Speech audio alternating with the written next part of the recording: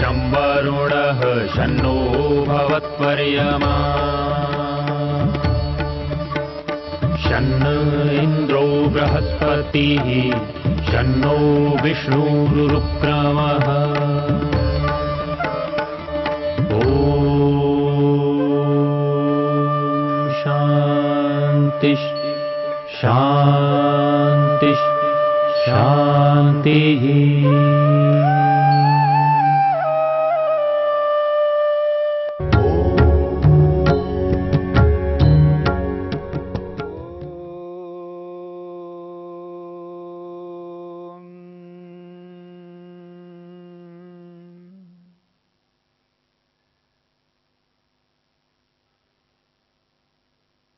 भव प्रत्यय नामक असंप्रज्ञात समाधि को लेकर के हम चर्चा कर रहे हैं।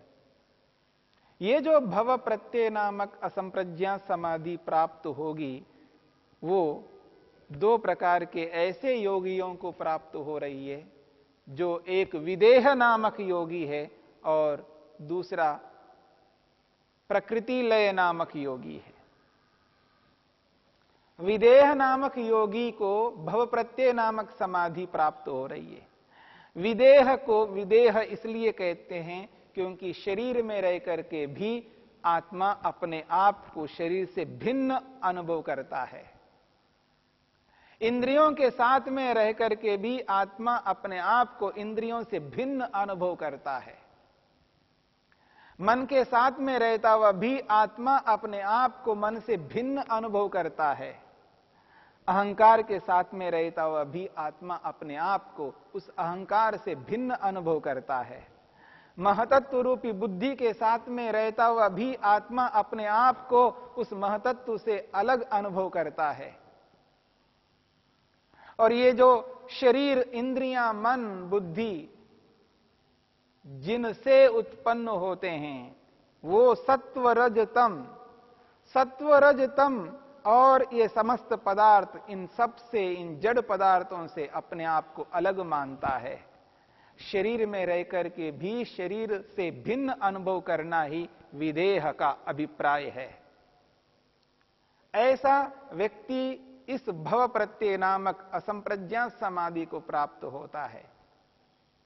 और असंप्रज्ञात समाधि का एकमात्र विषय ईश्वर है, केवल ईश्वर है। जन्म को ध्यान में रखते हुए, उत्पत्ति को ध्यान में रखते हुए, उत्पत्ति मात्र से दुख प्राप्त होगा इसका एहसास कर करके, पूर्व जन्म के संस्कारों से प्रेरित होकर के, पूर्व जन्म के पुरुषार्थ से इस वर्तमान जन्म में जैसे ही उत्पन्न होता है व्यक्ति, जैसे ही बड़ा होने लगता है, जैसा ही होश आने लगता है, बस उस व्यक्ति को संसार को देखते ही वैराग्य होने लगता है। संसार को देखते ही उसको स्पष्ट यथार्थ बोध होने लगता है, तत्वज्ञान होता है। हर व्यक्ति को नहीं हो पाता है, क्योंकि उस व्यक्ति को इसलिए हो रहा है उसने पिछले जन्मों में अथक मेहनत पुरुषार्थ किया, तपस्या की है और बहुत उच्च स्थिति को प्राप्त करके आया है, संप्रज्ञात समाधि तक पहुंच करके आया है। इस जन्म में असंप्रज्ञात समाधि को लगा करके अपने लक्ष्य को पूर्ण करने की स्थिति में आया है। तो विदेह नामक योगी जिसने जन्म को, उत्पत्ति को ध्यान में रख करके इस समाधि को प्राप्त किया है, इसलिए कहा जा रहा है विदेह नामक योगी को भव प्रत्यय नामक समाधि की प्राप्ति होती है। और दूसरा वो व्यक्ति है जो प्रकृति लय नामक योगी है, उसे भी भव प्रत्यय नामक समाधि की प्राप्ति हो रही है। जो प्रकृति लय नामक योगी है, इस संपूर्ण ब्रह्मांड को प्रकृति में विलीन अनुभव करता है, इस संपूर्ण कार्य जगत को कारण के रूप में अनुभव करता है। अर्थात ये जो ब्रह्मांड है, ये जो प्रपंच है, ये जो संसार है, ये कार्य के रूप में, इकाई के रूप में हमें दिखाई दे रहा है। एकत्व के रूप में संसार दिखाई दे रहा है। और जब तक ये वस्तु, ये पदार्थ, ये सारा का सारा ब्रह्मांड इकाई के रूप में, एकत्व के रूप में दिखाई देता है, तब तक व्यक्ति का आकर्षण इस ब्रह्मांड में होता है। ब्रह्मांड, संसार के प्रति उसका जो प्रेम है, आकर्षण है, उसकी श्रद्धा है, ये तब तक बनी रहती है जब तक इसको एकत्व के रूप में देखता है। जिस प्रकार से विदेह नामक योगी जन्म जन्मांतरों के पुरुषार्थ से इस जन्म में इस स्थिति को प्राप्त किया है, ठीक इसी प्रकार से ये प्रकृति लय नामक योगी भी उसी स्थिति में इस भव प्रत्यय नामक समाधि को प्राप्त किया है। वह भी जन्म जन्मांतरों से पुरुषार्थ करते हुए आ रहे हैं। जब इस जन्म में जन्म लेता है और जैसे ही बड़ा होकर के देखता है संसार को, तो उसको विवेक होता है, यथार्थ बोध होता है। ये जो मृत्यु हो रही है, ये जो विनाश हो रहा है, उस विनाश के प्रति उसकी दृष्टि होती है।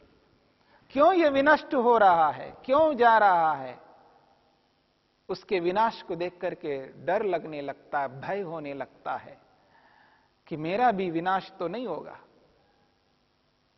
जब उसको डर लगने लगता है, भय लगता है, तो उसको एक ऐसी स्थिति में पहुंचता है कि ये जितना भी विनाश है, ये निश्चित है, सुनिश्चित है, विनाश होना आवश्यक है।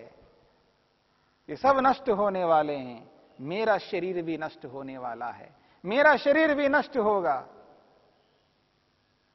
जो इंद्रियां हैं, जिन इंद्रियों के माध्यम से मैं जानकारी प्राप्त कर रहा हूं, ये इंद्रियां भी नष्ट हो जाएंगी, ये मन भी नष्ट हो जाएगा।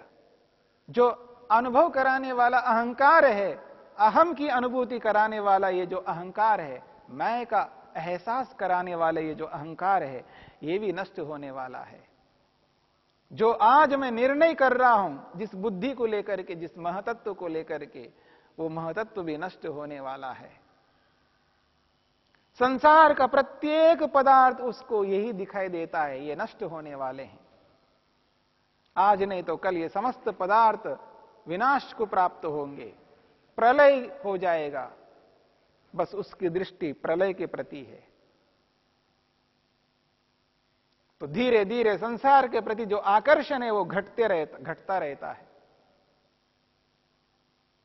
और उसको इतना ज्ञान विज्ञान होता है संसार को देख करके, पिछले जन्मों का जो पुरुषार्थ है वो इस जन्म में जुड़ जाता है, पिछले जन्म के पुरुषार्थ को वर्तमान जन्म के पुरुषार्थ को जोड़ लेता है, तो पूरा का पूरा संसार उसको दुखदाई दिखाई देने लगता है, क्योंकि सब कुछ विनष्ट होने वाला है।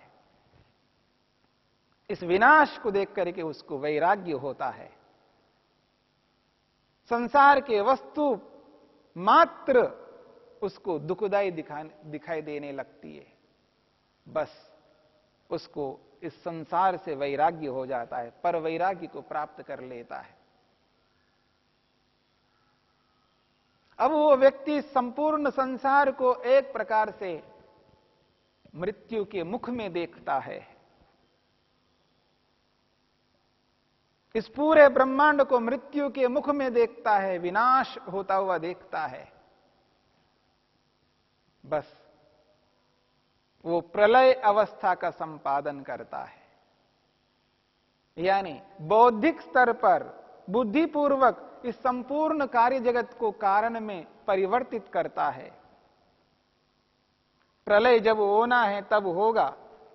प्रलय मनुष्य नहीं कर सकता। समस्त ब्रह्मांड का विनाश मनुष्य कभी नहीं कर सकते, ईश्वर ही करेगा।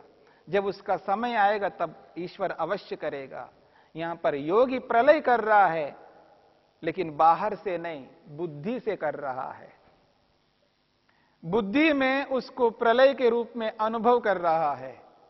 जो इकाई के रूप में वस्तु दिखाई दे रही है, उसको कारणों के रूप में बुद्धिपूर्वक अनुभव करता है।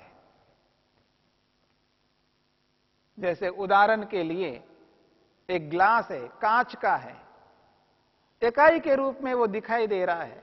अगर उसको गिरा दिया जाए तो टूट फूट करके टुकड़े टुकड़े हो जाएगा, अवयवों से युक्त हो जाएगा। वो विनाश है उस ग्लास का।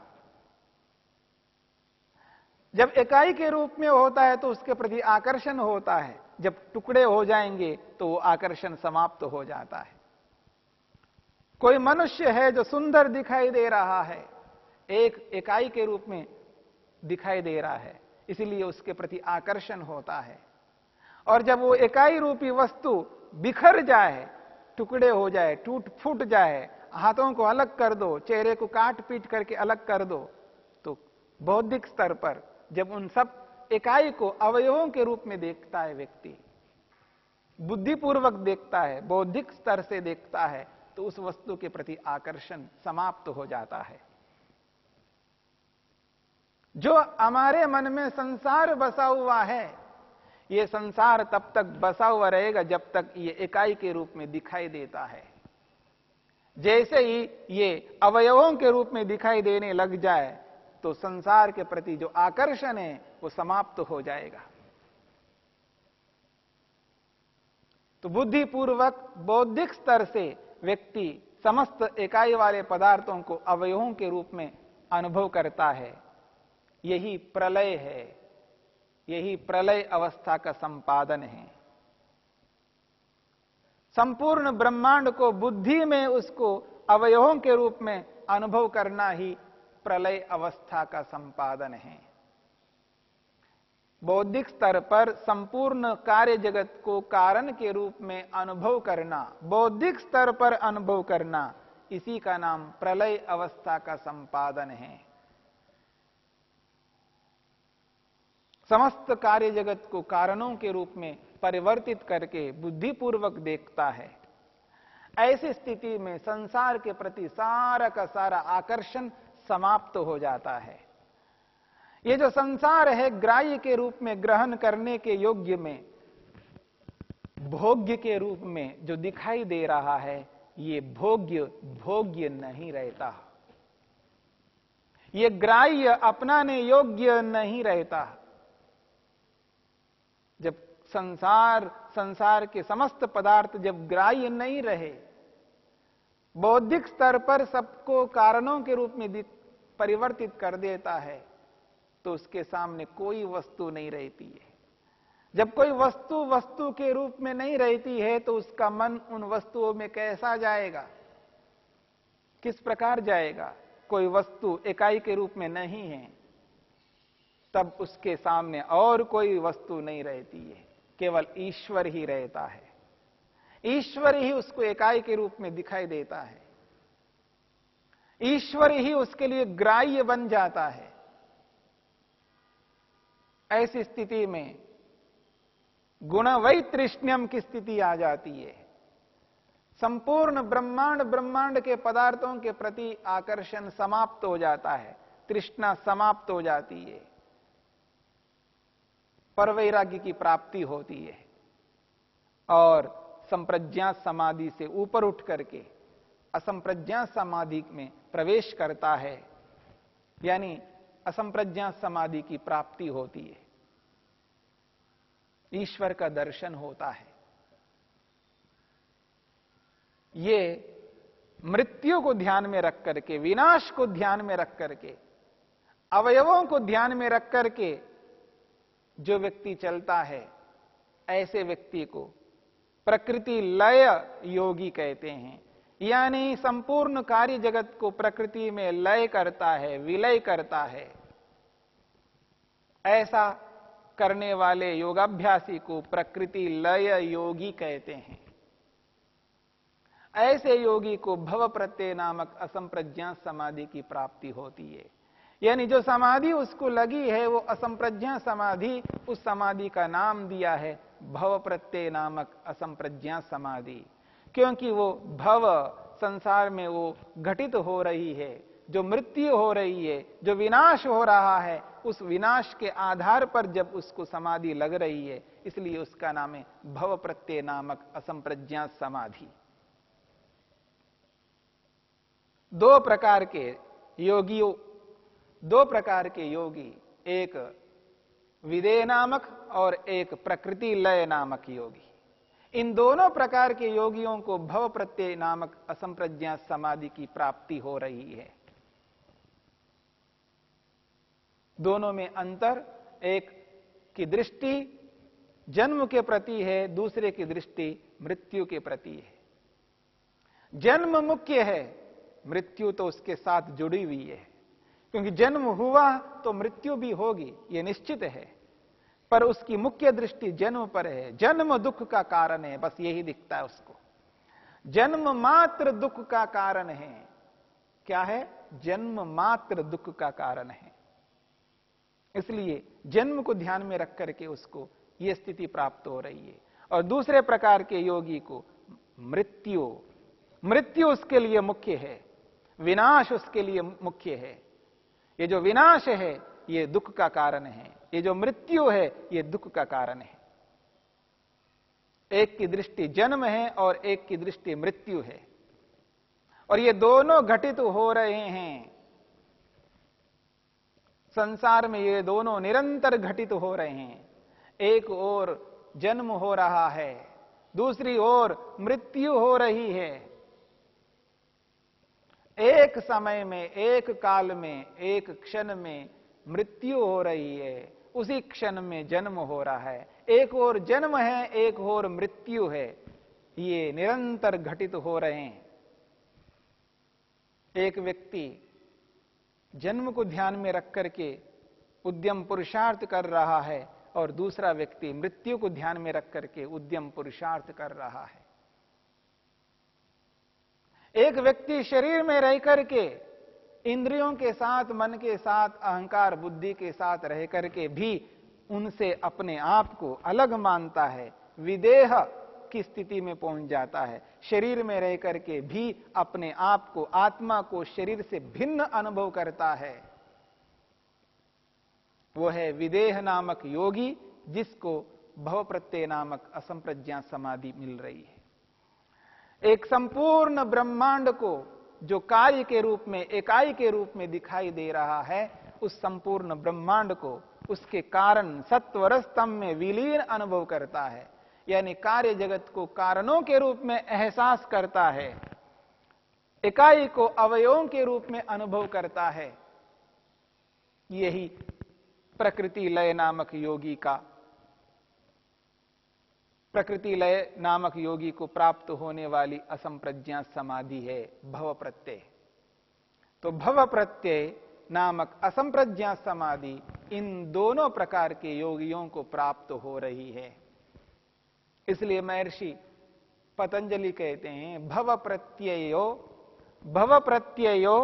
विदेह प्रकृति लयानाम, विदेह प्रकृति लयानाम, और जोड़ लीजिए योगी नाम भवती। विदेह और प्रकृति लय नामक योगियों को भव प्रत्यय नामक असंप्रज्ञा समाधि प्राप्त होती है।